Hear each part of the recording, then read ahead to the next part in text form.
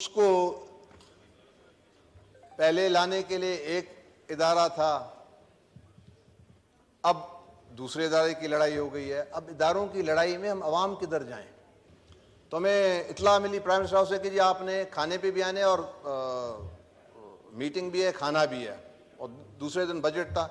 تو ہم 2 دن پہلے کہیں اور کمٹ کر بیٹھے تھے، باپ پارٹی اور کچھ ہمارے ایم کیو ایم کے ساتھی بھی تھے، باقی ساتھی بھی تھے، دعوت نامہ چودھری شجاعت صاحب کے پاس گئے۔ ہم پرائم منسٹر صاحب کو، عمران خان پرائم منسٹر سے ملنے گئے تو انہوں نے کہا اس کے بعد کھانا کھانا۔ تو ہم نے کہا جی کھانا ہمارا کہیں اور ہے، میٹنگ ہم آپ کے ساتھ کرتے ہیں، کھانا۔ تو ان پہ ان کو اعتراض لگا، کچھ اور ساتھیوں نے کہا کہ جی پرائم منسٹر کا کھانا نہیں کھائیں گے۔ میں نے کہا جی ہم بلوچ ہیں سارے، ہم علاقے والے، ہماری کمٹمنٹ ہوتی ہے کھانا کھانے ہم وہیں پہ جائیں گے۔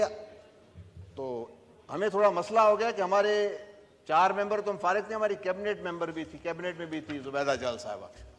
تو اس نے ہماری طرف دیکھا، انہوں نے امید رکھی کہ جی وہ کیبنٹ کی ہیں، وہ یہاں پہ بیٹھ جائیں گی، تو وہ بھی اٹھ کے کھڑی ہو گئی۔ اس دن کے بعد میں ان کی ایکسٹرا عزت کرتا ہوں۔ انہوں نے کہا جی ہم اپنی پارٹی کے ساتھ جائیں گے، یہ پرائم منسٹر کو ہماری سٹنگ کیبنٹ کی منسٹر کہتی ہے۔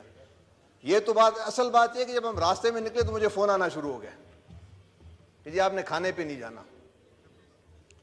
میں نے کہا جی شکریہ خالد اسپیکر مکسی صاحب کا مائک آن کریں۔ شکریہ اسپیکر صاحب۔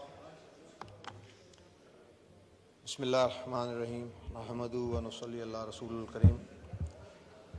یہ سب سے پہلے تو میں مسجد اقصیٰ پہ جو یہ ہر ہمیشہ ہوتی رہی ہیں، پھر سے ہوا ہے سخت الفاظ میں، مگر میں یہ بھی کہوں گا کہ سارے مسلمان اس پہ اکٹھے ہو جائیں، ہمارا رد عمل جیسا ہونا چاہیے، اور نہیں ہو رہا اس پہ اللہ بھی ہمارے سے ناراض، پہلے ہی ہمارے رویوں پہ، ہمارے طریقوں پہ اللہ ناراض، اور ہم مزید اللہ پاک کو ناراض کریں، تو ہمیں کچھ اس پہ اب عملاً کچھ کرنا پڑے گا۔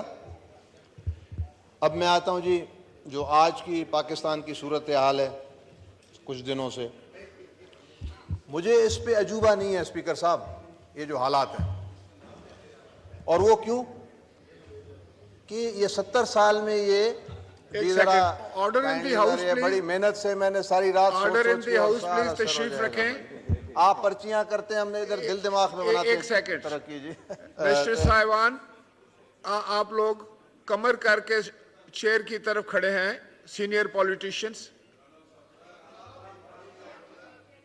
پلیز تشریف رکھیں، امپورٹنٹ بات ہو رہی ہے۔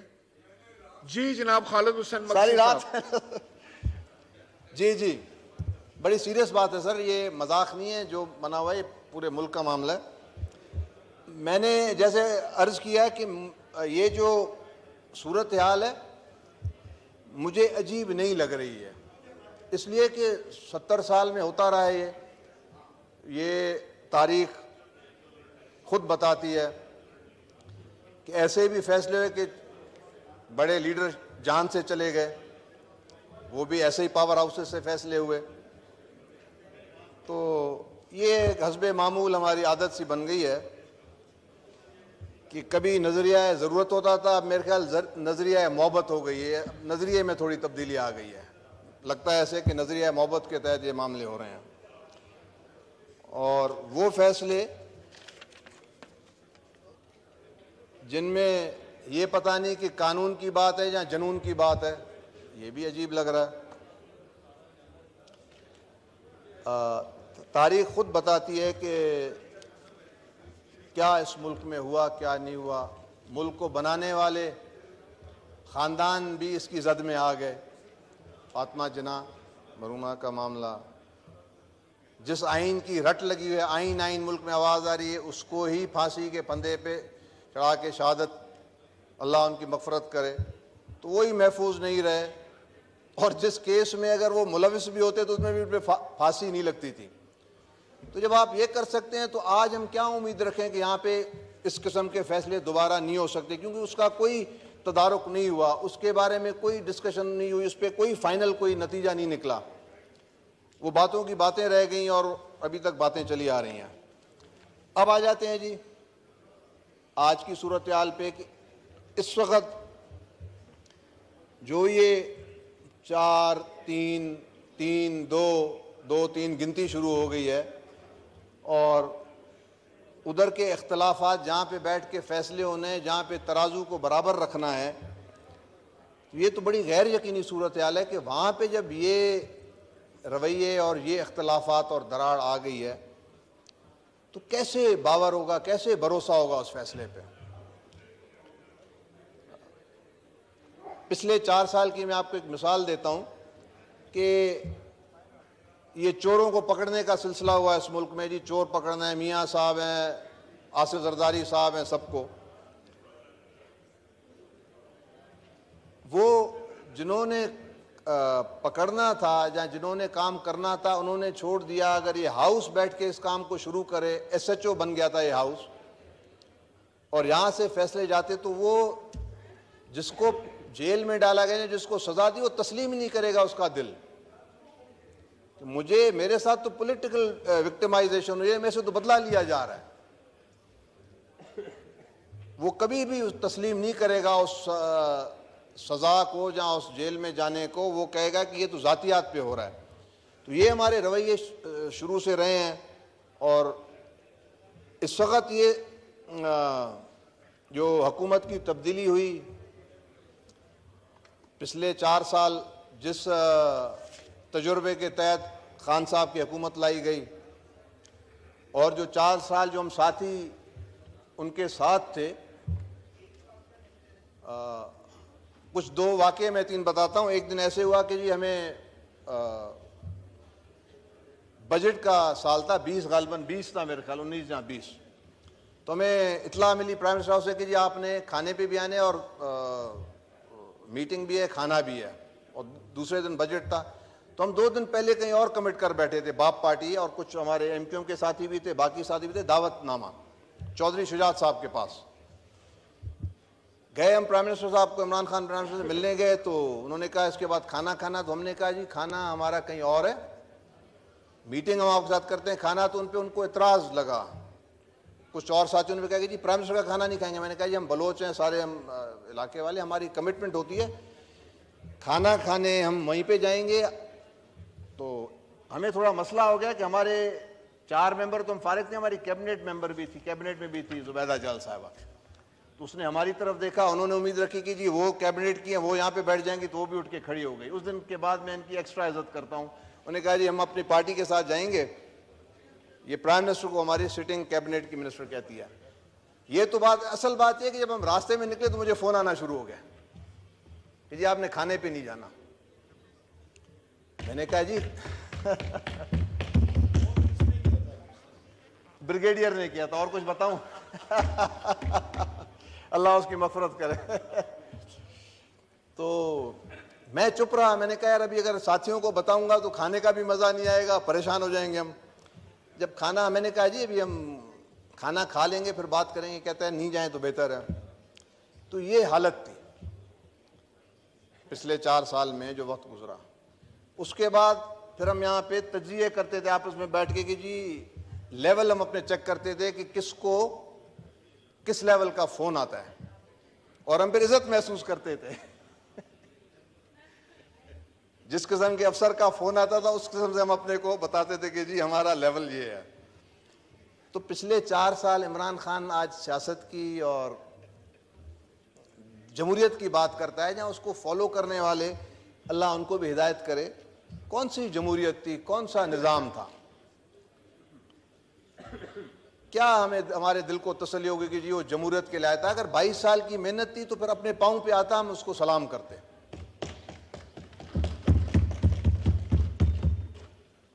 آج اس کو پہلے لانے کے لیے ایک ادارہ تھا، اب دوسرے ادارے کی لڑائی ہو گئی ہے۔ اب اداروں کی لڑائی میں ہم عوام کدھر جائیں؟ اس پاکستان کو اس لیے قائد اعظم نے بنایا تھا کہ یہ سارے مل کے خدمت کریں گے۔ پاکستان کا نام عوام ہے، یہ عوام کے لیے ملک بناتا ہے، انسانوں کے لیے بناتا ہے۔ یہ ایمیزون کا جنگل نہیں ہے یہ کہ یہاں پہ درختوں کی خالی ضرورت ہے۔ اس ملک کو انسانوں کے لیے بنایا ہے، یہاں کے انسانوں کے لیے اس ملک کو ہم نے آرام دہ بنانا ہے، پالیسیز بنانی ہے۔ 70 سال میں ان عوام کے لیے ایک بھی پالیسی نہیں بنی۔ اگر کہیں پہ سورج نکلنے لگا تو اس کو روشنی کہیں سے آئی تو اس کے ساتھ جو حشر ہوا وہ سب کے سامنے ہے. محترمہ بے نظیر صاحبہ شہید آپ کے سامنے ہیں, بھٹو صاحب آپ کے سامنے ہیں, لیاقت علی خان, فاطمہ جناح, کتنی ہم باتیں کریں. اور آمرانہ دور کتنا عرصہ چلا. اب اگر ہمیں کوئی سبق سکھائے نا کہ جی اس ملک میں قانون اور آئین, دل دماغ نہیں مانتا. آئین اگر قانون ہے تو پھر سب کے لیے برابر آئین اور قانون ہونا چاہیے. اس وقت ایک دم محبت ہو گئی آئین اور قانون کے ساتھ. ایک سمپل ریکویسٹ تھی ان کی کہ جی آپ, بڑا اہم ایشو ہے ملک کا, 2-3 چیزیں سامنے آ رہی ہیں. سیکیورٹی کا ایشو ہے, سینسز ہو رہے ہیں. پہلی دفعہ تاریخ میں ایک نئے قسم کا الیکشن ہوگا کہ ایک انڈر اگر 2 گورنمنٹس آ جاتی ہیں ان کے گورنمنٹس کے نیچے الیکشنز, یہ کیسے ہوں گے. تو اس پہ اگر فیصلہ ہی دینا تھا, اگر فل کوٹ دے دیتا تو زیادہ بہتر تھا. ساری جماعتیں مان لیتی اور کہتے کہ جی پورے کوٹ نے دے دیا ہے. اب اس قسم کا جو فیصلہ ہے یہ تو پورا ایک ملک میں جو کیفیت پیدا کر لی ہے, کیونکہ اس حکومت جو موجودہ حکومت ہے اس کو تو ایسے ٹائم پہ حکومت ملی اور دی گئی کہ تباہی تھی.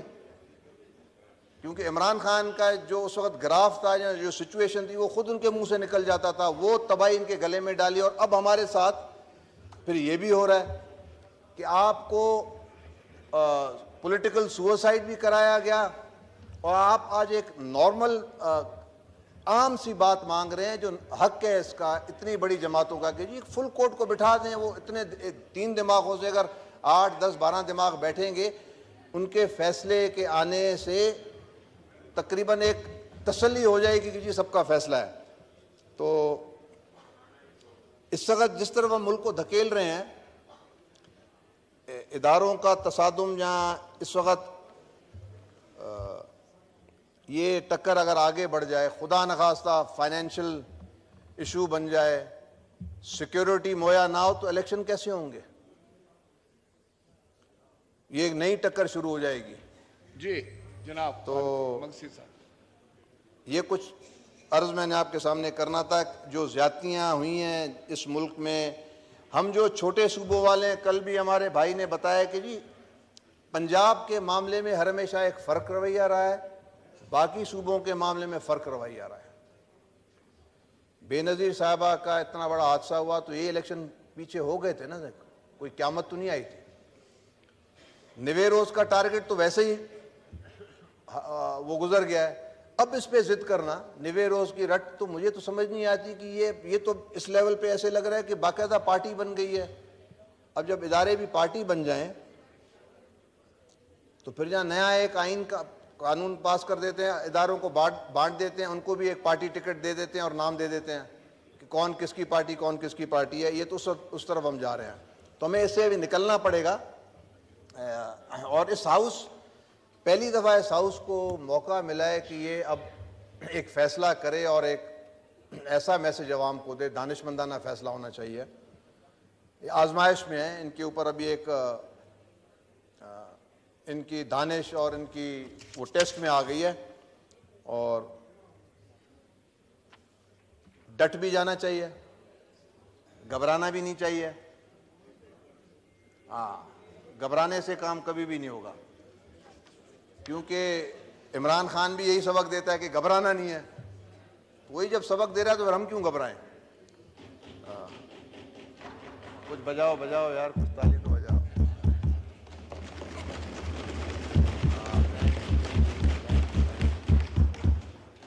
تو سب سے جو اہم ادارہ ہے جس کو میں کہوں گا, جہاں اس کہوں گا, وہ یہ ہے. اس کو اگر آپ نے اوپر نہیں رکھا تو یہ ملک کبھی بھی آگے نہیں جائے گا. چاہے کوئی بھی قربانی دینی پڑے, اب اس کو اوپر رکھنا ہے. سب سے سپریم یہ ہے. اس کے اندر آئین بنتا ہے, اس کے نیچے سارے ادارے کام کرتے ہیں. کسی کے بھی ذہن میں, اچھا ایک اور بات میں آپ کو کلیئر کروں جی, یہ جو ہاؤس بیٹھا ہے نا, یہ 18 کے الیکشن میں وہ ہیں جو بالکل فلٹر ہو کے جیت کے آئے ہیں. ان کا ایک ایک ووٹ قیمتی تھا کیونکہ جو ماحول بنا ہوا تھا اس سے یہ نکل کے آئے. تو یہ کوئی 2 نمبر ووٹ والے نہیں ہیں, ڈبے بھرنے والے نہیں ہیں. یہ سارے نمائندے وہ ہیں جو آپ کو حقیقی نمائندے آپ پاکستان میں ڈھونڈتے ہیں نا, یہ بیٹھے ہوئے ہیں کہ ایسے دور میں جب RTS پورا ادارہ ان کے خلاف پھر بھی یہ جیت کے آ گئے. اگر آج ان کی بات اگر سچی اور ٹھیک نہیں ہے تو پھر کسی کی بات ٹھیک یہاں پہ نہیں ہے. انشاءاللہ ہم ان کے ساتھ ہیں, سارے ہاؤس والوں کے ساتھ. جو فیصلہ کریں گے, چاہے ریل میں بیٹھنا پڑا بیٹھیں گے, جیل میں بیٹھنا پڑا بیٹھیں گے, ہم ان کے ساتھ ہیں انشاءاللہ. شکریہ جی. Thank you.